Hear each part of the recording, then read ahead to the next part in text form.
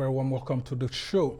Now, Nigeria's President Muhammadu Buhari is asking security agencies that will be engaged in providing various support services to the electoral body, INEC, in next year's elections to maintain a high sense of professionalism. President Buhari is urging the agencies to handle the distribution and monitoring of classified materials and other logistics, quote, professionally. Now, this comes even as Nigeria faces incessant attacks in different parts of the country, with fears that certain areas are being made insecure so that elections will not hold there to the benefit of certain groups or political parties, which begs the question, will Nigeria go to the polls in 2023 as scheduled? Just recently in southern Kaduna, over 30 people were killed by terrorists, while in Imo State, the INEC state headquarters was attacked. There's also the shooting of an unarmed lawyer by a trigger-happy policeman in Lagos, which heightens the fears of voters on election day. How much of a threat is insecurity in 2023, and how do we tackle it as a nation? Can we count on the neutrality of our armed forces during the 2023 polls? Well, let's listen to President Buhari's statement before we proceed. Let me reiterate, as we approach our general election in 2023, security agencies will be engaged with various support and assistance in the elections, particularly with distribution and monitoring of classified materials and other logistics. Nigeria's President Muhammadu Buhari there. Well, to answer some of the questions being asked and to give a sense of where things are now with the country as regards internal security, I'm glad to be joined in the studio by the Senior Special Advisor to the Minister of Interior on Security and Strategic Partnerships, Honorable Aliyu Ibrahim Gebi, who's also a former member of the House of Representatives. So good to have you join us. I haven't been an expert on these issues of internal security. We've seen a country that has been tortured security-wise in all the 6 geopolitical zones. Just when we think that there's a respite, we take a look back at 2022 and we see lots of mass shootings and all of that, mass abduction and all of that. Let's start with the abduction of the train passengers, and then there was the Owo killings, and then it continued to the attacks on INEC facilities, and now there's a threat as to whether even the elections will hold, or if the elections may not even be shifted as scheduled, and some people going out of their way to even call for an interim government. Notable people, including very renowned lawyers, saying that Nigeria should not go to the polls. There should instead be an interim government next year. What's your assessment of the situation? Well, thank you very much for having me, and happy holidays to all. And I will speak about my own opinions, so I'm not representing anybody in an advisory capacity or any layer or component thereof. We have to, in fact, you captured part of the problem here. In the definition of what threats we face, we tend to jumble things together. What is happening in each specific threat environment might actually be different from any other specific threat environment. In 2022, we have seen the levels of consolidation in terms of finding the insurgency. Even at the peak of the insurgency, circa 2015, elections did hold. Elections were postponed for different reasons, but elections did hold. Elections held in some of the most hitherto spaces that are, technically speaking, at that point thought to be outside of Nigeria, but elections held. So wherever there's the political will, government has the appropriate tools to ensure that elections hold.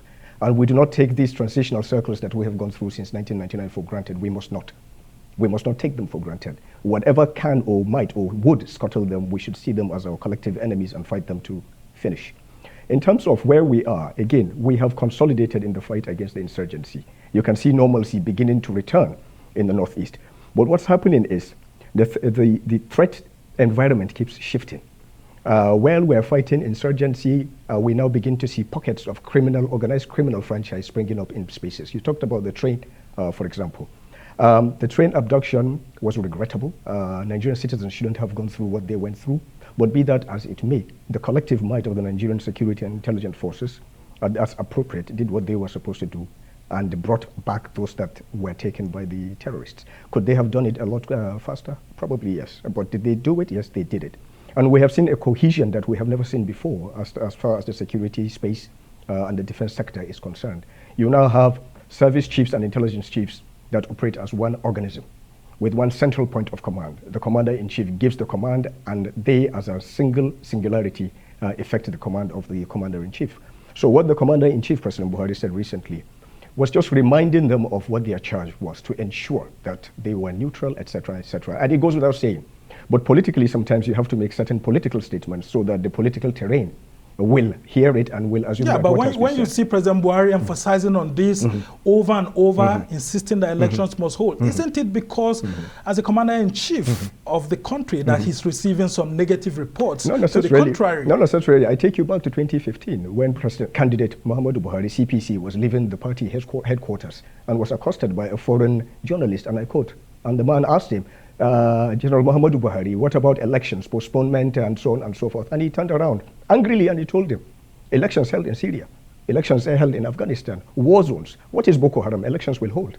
And he walked away and he entered his box. It's the same President Muhammadu Buhari. He's only re-emphasizing what has been emphasized, and he should say it as the apex leader, as the commander-in-chief and the president of the Federal Republic of Nigeria. It is a statement of responsibility, and it is a statement that is supposed to, even if there are layers, political layers, that are trying to use insecurity to ensure that they remain and perpetuate themselves in power, he is telling them that elections must hold.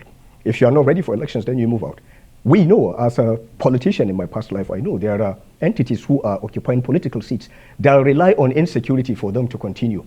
They know why elections to be held fairly and squarely, they might not come back. So they need to perpetuate insecurity in order for them to remain on the seat. If you are going to cancel elections, they are the ones on the seat. If you are going to postpone, they are the ones on the seat. So the losers would be those who seek to come in to occupy the offices. Now, in terms of, again, security, the terrain and so on and so forth. First and foremost, one thing that we have not done as a people is to take ownership of our fighting forces. We do not take ownership of them. Rather, sometimes we celebrate when they are either humiliated, we think they're humiliated or killed or suffer whatever casualties they do. But they are our soldiers. They are our fighting forces fighting for me and you. Unfortunate situation of this young lady, absolutely. In the southeast for us, she has been abducted. For us, you say when again in your opening, I'm glad now you are saying terrorist group, because when it suits us, a specific people are terrorists and a specific other people are unknown gunmen. And as long as you are carrying a gun, you are known, because what you are carrying is known not to be a machete or a stick. So therefore, you are pronounced a terrorist. Those who are maiming and killing our fighting forces, those who have sworn their lives over to ensure that you, me, and them sleep safely at night, abducting them, killing them, this will not go unanswered. This will not go unanswered, and this must stop. It has carried on for too long. I know President Muhammadu Buhari, again, as someone who obeys the constitutional rule, democracy, and so on and so forth, may have been pushed to his limit at this point. At what point would we say never again? We saw what happened with Boko Haram. It started like this. We thought it was a northern problem. In the north, we thought it was a northeast problem. In the northeast, we thought it was a Borno State problem. Until the man manufacturing bathroom slippers in Newi had to shut down his factory because the bathroom slippers are hitherto consumed in the north. And nobody is buying because nobody is going out. Nobody is going to the mosque. The plastic kettles are no longer there. So any threat anywhere in Nigeria must be seen as a threat to our corporate existence, despite the fact that Nigeria has been in a state of flux right from independence. It has been one flux after the other, up till now. We have only been stable from 1999 to this day. And that's the fear, actually. People keep predicting and the country may not exist. And yet, somehow, magically, do we continue that way? It's not magically. It's not magically. People insist that leaders must actually do something about it, because they keep accusing the central government, the federal government, of over-centralizing the security apparatus. My brother, you and I know in terms of the governance systems of this country, I say without contradiction and with all sense of responsibility, the federal government is near perfect. The problem is at the subnational levels. Problems that are created in the states. Even when for example, a policeman was shot in Lagos, and the Lagos State governor had to leave his seat to actually come down to Abuja to insist that policeman must be dealt with. But the fact of the matter is, in a meeting with the Inspector General of Police, should a governor be doing that? This is what we call political optics. First and foremost, why should a policeman shoot a citizen? There are layers of checks and balances, and there are layers of control, and these controls should not be selectively applicable. We are governed by the same constitution. A problem at the subnational level must be dealt with by the chief executive officer of that subnational component. And he only bears that in name as the chief security officer. No, he does not. He doesn't have any power. No, okay. Respectfully, what does he actually control? Respectfully, who chairs the State Security Council meetings? Well, the state governor does, but he doesn't have control over the commanders within his territory. Does he chair or not? Yes or no? Yes, he does, right? Number two, who appropriates the security funds that are given to the state? Is it the police commissioner? Is it the civil defense commander? Is it the military? Is it the state assembly? It is the governor. Governance comes with responsibility. The responsibility is that they abdicate and assign to the center. The followership, the electorate must rise and demand to hold governors accountable. We have seen states where governors are working. Lagos state government is working near perfect in terms of infrastructure and making sure the lives and livelihood of people in Lagos state are comfortable. That is without contestation, just as Governor Zulu. But then the outcry continues that they don't have the powers to direct a police commissioner on what to do and what not to do. And this is the command and control system we inherited from the military, which is still with us. If you ask, let me answer from a legislator's perspective. What is the Nigerian Senate? It's a rhetorical question. The Nigerian Senate is a retirement club for ex-governors. So when governors are governors, there are problems. They blame the National Assembly and the center, only for them to retire after 2 terms into the Senate. And when they come into the Senate, as part of a wider club of former governors, what do they do to ensure that those demands, those questions that they raised as chief executive officers of their states are brought to the chambers and they are debated and appropriate as necessary? Absolutely nothing. It's just political optics. Nasser El-Rufai, for example, Kaduna, and I'm holding no brief for anybody, is the only state that I know of in Nigeria, and I stand to be corrected, that has instituted full fiscal autonomy. He's the only state. In terms of? Autonomy in terms of economy, local government autonomy. Okay, in terms of creating territorial districts like he had done? No, I'm not talking about the subdivision of what he did and what the Constitution allows in terms of fiscal, financial autonomy that we have been crying about. We voted for it in the National Assembly. Local governments already have some administrative autonomy, but certain parts of this country were against local governments getting fiscal autonomy. But Nasser El-Rufai did not require the National Assembly to pass it. When we passed it at the National Assembly, it went to the states for domestication and concurrence, and of course the governors killed it. Because if you took that component away, then their cash cow becomes leaner. Yet we have a lot of insecurity in Kaduna State. How has that contributed to resolving the issues of insecurity? Just a few days ago, over 30 persons were killed in Kaduna. Which is regrettable. But do you know how many people were killed on the Mambila? In Sardauna local government? We have this ability to choose and pick what crisis we want to amplify. For goodness sake, we are all Nigerians. But well, you haven't debated the fact that killings have been occurring. So what I'm asking you, the reforms you have talked about now, how have they contributed to reducing insecurity in Kaduna State? Are we seeing other governors copying that sort of model? I've heard President Muhammadu Buhari also complain bitterly about how the local government system is being bastardized. Now, how do we ensure that other governors get this system working? Excellent question. I would throw it back at you because I've never been a governor, nor do I ever want to be a governor. The fact of the matter is about accountability. I cannot hold Nasser El-Rufai accountable because he's not my governor. The people in the states should hold him accountable. He has a state assembly. There are layers of checks and balances. It is the same system that Zulum is practicing. Zulum is successful. You and I agree that normalcy to a large extent is returning to Borno State. How did he do it? So perhaps in that their little club, that association called Governors Forum, they should talk to each other so that they can copy from one another. What is successful here can be applicable here. When Lagos State and Gebi State decided on their own to form an agricultural partnership, Lake Rice, did they require President Muhammadu Buhari's endorsement or CBN money? They did not. The rice was farmed in Gebi State freely by Gebi indigents and sold in Lagos. And it created more millionaires in Gebi State in recent history than ever before. So the fact of the matter is, again, you said before we started this interview, you want to hear solutions, not problems. So let us not dwell on what the problems are. Killings are condemnable. Whoever kills unlawfully, any Nigerian is a criminal, is a terrorist, and should be made to face the full wrath of the law. But also, we should realize the successes. In those successes, there are models that we can copy. There are things that we can implement. There are governors that are only governors in name. It's as simple as that. We shouldn't be afraid to call them out. As a former lawmaker, you don't think that laws are necessary my at this brother, point in time as part of the solutions? My brother, again, because we have a constitutional amendment that's just hanging somewhere. I speak to you as a former, in my capacity as a former lawmaker. Every new assembly, the first thing they would do after passing appropriation, because they would come in just as the appropriation bill is coming. The second thing they would do is constitutional amendment. The same thing that the preceding assembly did, they will do. And they will pass it. And we will come out and say we did it based on our own constitutional mandate. But guess what? It has to go back to the states.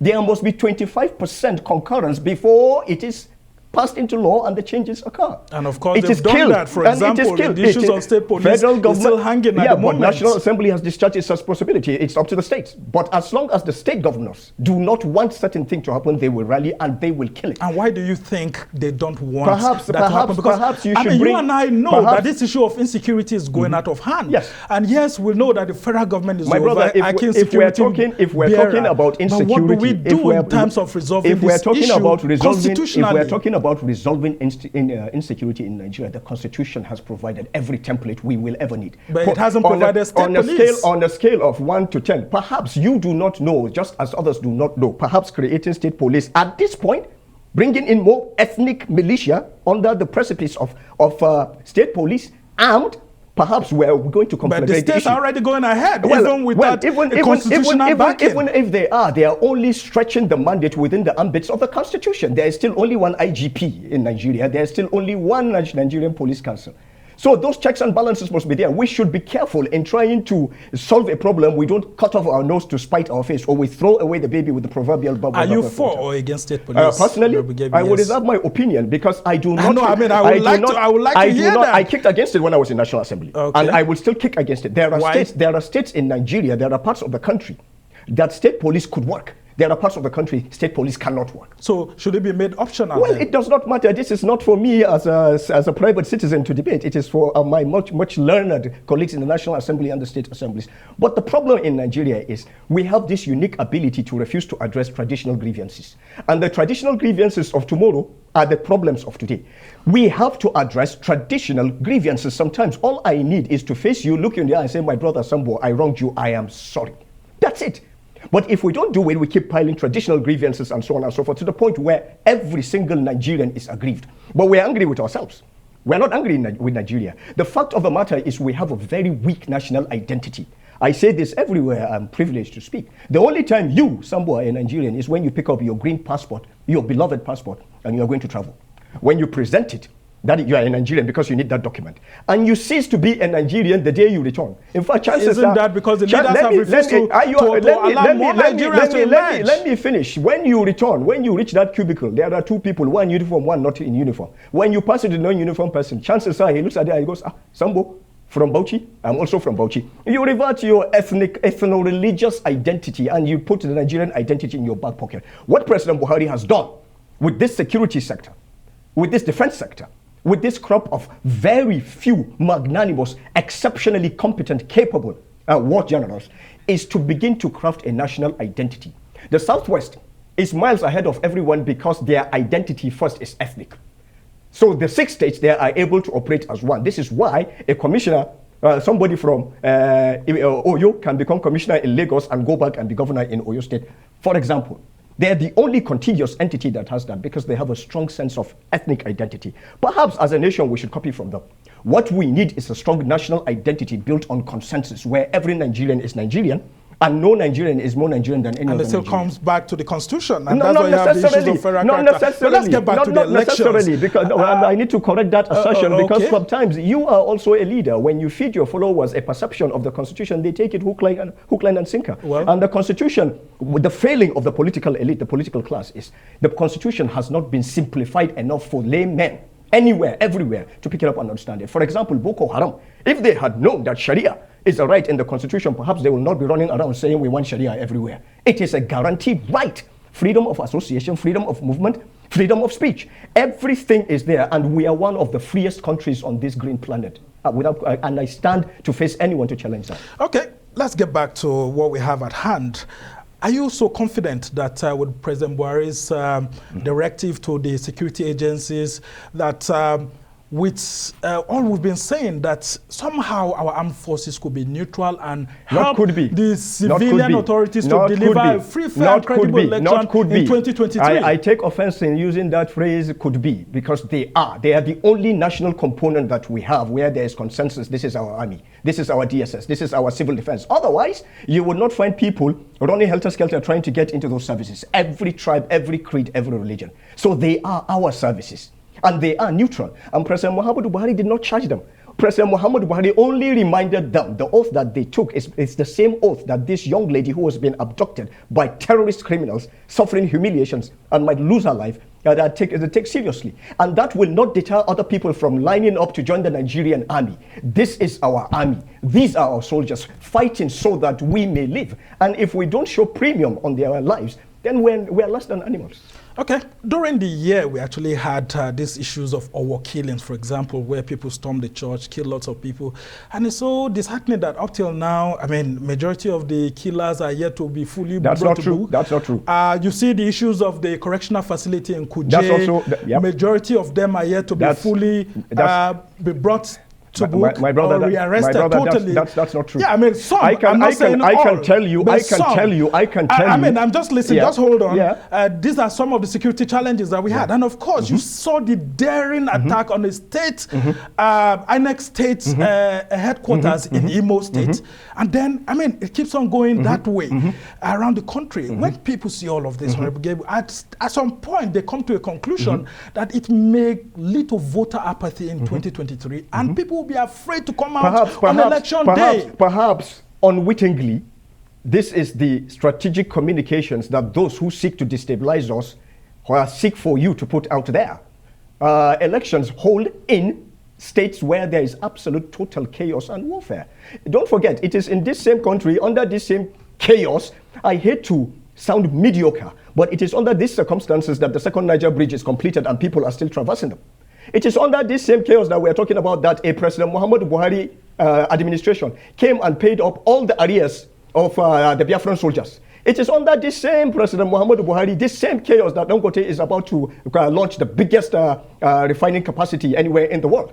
And the list goes on and on and on. But because we've become addicted to bad news, we have gotten to the point where even if this administration, let me say hypothetically speaking, President Muhammadu Buhari tomorrow discovers the cure for cancer, there is a large chunk of this country that will say it's a lie, it is poison, we will not use it.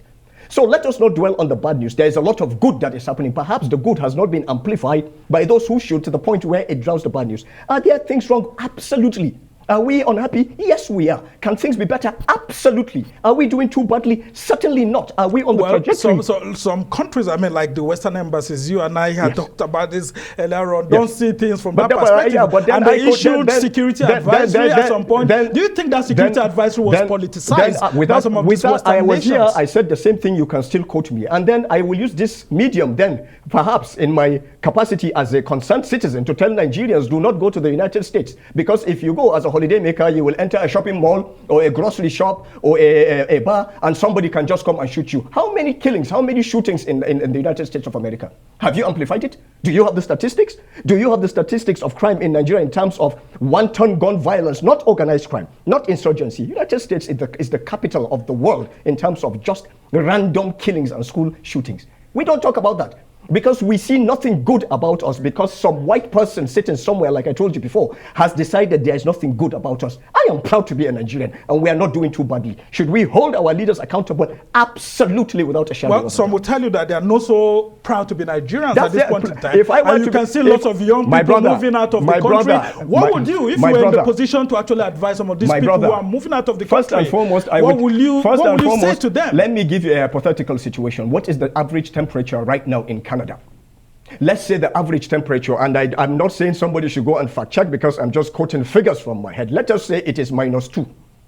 And you're earning 2,000 Canadian dollars every month, and you are so happy. I don't Japan, Nigeria, the evil you have done. The evil you have done, despite the fact that it's Nigeria that provided your parents a platform to give birth to you, that gave you life. So in essence, you are saying, God, you were wrong. You shouldn't have created me. That is between you and God. If you get $2,000 Canadian, after you have paid taxes, how much is going to remain? When you start paying for heating, as a Nigerian black-skinned person, tropical animal who is not used to this cold, what will be remaining? The grass is not necessarily greener on the other side. Look at the indices in Nigeria. Everything you and I know, including this studio, including President Muhammadu Buhari and every general we are talking about, every solution and every problem is from 1999 to date. Before then, if you write a check in Nigeria, every check is up country. It must go to Lagos 3 weeks before your check is processed and get. Right now, ATMs, internet banking, our entertainment industry has influenced the entire world to the point where if you go to Upper Manhattan, Upper East Side, the best nightclubs in the world, you will hear our music. Yeah, but I mean, a lot of citizens have also said that those who are governing them haven't done so much. And you would have heard the presidential candidates also saying that this country needs to be better than what we have now. Listen, presidential candidates, everyone will say, but at least they are not saying this country should be worse than we are right now. They are saying better, meaning there is a yardstick, there is an indices, and there's an acceptance that we are doing something good. It can be better. Better refers to something that is already in development in terms of positive trajectory. And secondly, I was talking about the youth. In the last 10 years, there have been how many unicorns in the ICT? $1 billion valuation and up. Let's say hypothetically there have been 6. At least 3 or 4 came from Nigeria. And in Nigeria, from only one region in the country. And from that one region, from only 2 states. Come on, we're not doing too badly. All right, Gebi, I'm putting all of this in perspective because when you see some of the advisory being issued by some of these Western embassies in Nigeria, recently Nigeria did. No, Nigeria, it provoked a lot of debate. Nigeria, no, you hold on. Out of diplomatic courtesy, Nigeria did not issue an advisory about Ukraine. We held up for as long as we could out of diplomatic courtesy, despite the fact that you and I saw black-skinned students being dragged off the train, being sent back of the queue because they were not blonde and green-eyed. These are the people whose opinion about us we would like to see, we would like to agree. No, but the thing is that, I mean, as we head towards the next election, these people's opinion count. It does not matter because these people have democracy. This is where democracy is emanating from. So you have lots of them sending observers like the IRI, I personally don't care about their opinions. And they are concerned that with the attacks on INEC facilities and some other things, it may affect our elections. Let them go and be concerned about what they should concern. Their crumbling economy, ratcheting insecurity, crumbling infrastructure, and gun violence. Nigeria. They should go. That's their problem. But you just said we're copying them. So if we are copying them and they are 200 and some years old and we're only 60, then we're not doing too badly. But the fact of the matter is, since 1999, every electoral cycle, the naysayers, the Western countries, we know them, come and tell us this is the end of Nigeria. We will not survive this. Are you positive this election will hold? 110%. Not only will it hold, it will be free, it will be fair by the grace of God Almighty, it will be violence-free. And what have you been making of the speech by several presidential candidates on what they hope to do for this country in terms of security? You hear Rabi Musa Kwankwaso saying he's going to recruit more people. The same thing with Bola Ahmed Tinubu of the APC. And then, of course, you hear the Labour Party's presidential candidate also emphasizing on that. And Atiku saying that, look, this country needs to be restructured. What have you been picking from all these let me take the 3 presidential candidates? Number 1, if President Muhammadu Buhari, the commander-in-chief, were to come out now to order a conscription order into the Nigerian military, I swear by he who my life is in its hands, you will get over 2 million people that will want to join the Nigerian army out of patriotism. So increasing is not a problem. But when politicians talk about increasing without really understanding the financial dynamics, how are you going to pay? There is a problem. You make all these promises, we don't manage expectations, you come into power because you assume whatever they did was wrong, you are more intelligent than everyone, you are ordained by God, blessed by angels, guarded by angels, and the best thing since chocolate, you are going to do better. When you get in, that is the first recipe to disaster. If you look at President Muhammadu Buhari's administration, and I'm not holding brief for his administration, this is one administration at all levels that continued the infrastructural development processes that were started by previous administrations, completing them. So you can even say it, in my lifetime, this is the first time I'm seeing an administration continuing what was started by previous administration at every level. Well, we've always had some other governments who have done that. Yeah, but then we've also had other governments. We have had governments who denied states their constitutional appropriated funds for the entire duration of a term. We have had that also. So again, Sambu, my brother, let us not be negative. Yes, the glass could be half full. But if you say it is half empty, you are not being fair to the glass. So as we try to round off, do you think that any of these presidential candidates by chance actually knows what the issues are and is attempting in one way or the other? I mean, as a security expert yourself, have you seen that person that looks very good that's getting closer to the solution to Nigeria's security challenges? For me, it is a combination of all of them. And a combination of all of them is what we have in President Muhammadu Buhari. Perhaps things could have been a lot quicker, a lot faster. But then let us not forget the entire world lost 2 years due to COVID. And those 2 years also created crazy people. These are people who have snapped without knowing they have snapped throughout the world. So the entire world has seen a spike in violence because of COVID. People who shouldn't be alone. There are people who can't do alone very well. There are people who should be seen to by psychiatric experts, but we don't recognize that. The entire world is teetering towards another global financial meltdown. Imagine if President Buhari, when God gave him the wisdom to close the border for us to develop our own capacity in rice, I kicked against it. I thought it was the wrong thing to do. But if we hadn't created that resilience in those 2 years that the borders were shut, you and I would have died of hunger. So sometimes let us not be too quick to jump to conclusions. Yes, we want to be the new boy in town strutting, yes, I am the one. If you want to be popular in Nigeria, sadly, be anti-Nigeria. It's as simple as that. And what do you mean by being anti-Nigeria? There is nothing working in Nigeria. This country is a curse. Lord Lugard, Lord Lugard, this is not this, and so on and so forth.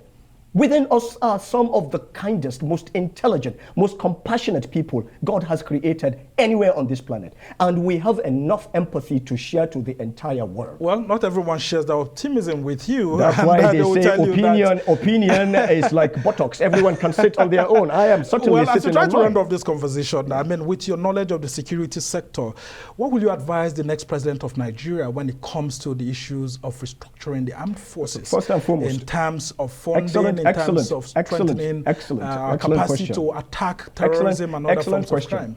But let me tell you, as a security expert, the capacity that Nigeria has built in terms of deterrence, offensive and defensive, I doubt if there's any country on the African continent that can face us now.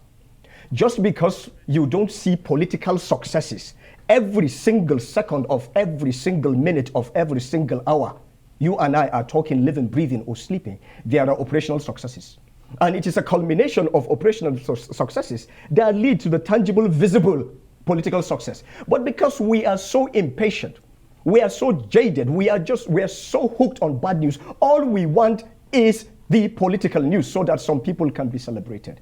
If I were to sit here and talk to you from beginning of this year till now, the successes, as far as I know, since I'm not holding brief for anybody, I cannot reel them out. Do you think the next president of Nigeria should reconsider setting up a national guard like Babangida had wanted to do? These are the questions these are the points that we should be discussing. But then, what is the civil defense? The civil defense is AKA National Guard. They have the same functions. Yeah, and coincidentally, the APC presidential candidate is thinking of revamping the civil defense corps, saying that something needs to be done better with them. He does not need to revamp anything. He needs to fully operationalize what is and to build more capacity. Every one of them talks about technology. That's fantastic. You acquire the technology, other countries make your money, and you have your surveillance. You can see the problem, but you do not have the capacity to respond. What we need to build is capacity to respond. Okay, just before I let you go, there have been these allegations that internal security operations have been too reactive instead of being proactive. So they break a jail, that's when the police and the military just go there and they are just reacting to it rather than being proactive. Again, I am not going to say what everyone in this city would say, that jailbreaks happen in every country. It's a shame that our jails get broken, despite the fact that there is no lack of operational, actionable, timely intelligence, or as the media has put it out there, says I do not know. But the fact of the matter is, do we know, how many Nigerians know that the Buhari administration, in its quest to decongest the prisons and make sure the correctional services, since they are no longer prisons now, they are no longer punitive, they are reformative, went ahead to build a 3,000 capacity correctional facility, one in each geopolitical zone. 3 are about they are yet to come on stream. These are leviathans. You cannot build them in one day. If you build them in one day, then you and I will be here. You will be asking me, why did they break out of them? They have been built properly. Some of the prisons, most of the prisons, let me rephrase, in Nigeria were built before independence. There are some since 1914, like the one in Ningi. How many Nigerians will take time to know that that is done? And if a judge sentences, no matter who you are, to that prison, you are going to that prison. So people need to look at things objectively rather than to jump and Nigeria is this and so on. Yes, jailbreaks, it's a shame. It's an absolute shame. It shouldn't happen. All right. But even in the most fortified countries that we want to japa to, jailbreaks do happen. Well, Honorable Aliyu Gebi, we must thank you so much for providing an insight. And I think one optimism that I share with you also is that you will keep insisting that the elections will hold and nothing will happen. The elections will hold. And I think a lot of Nigerians will be happy with you for that. Unlike others are just keep pushing fear into the citizens. And those who seek to hold us hostage, every known gunman, terrorist organization, whatever, will rule the day that they picked up arms against Nigeria. All right. Honorable Gebi is a senior special assistant, advisor actually to the Minister of Interior, and he's been a former member of the House of Representatives. Actually, let me correct you. I am the National Coordinator of Security Governance Initiative. And all of that, right. You're several things at the same time. I want to thank you for your insight into the nation's security challenges ahead of the 2023 polls.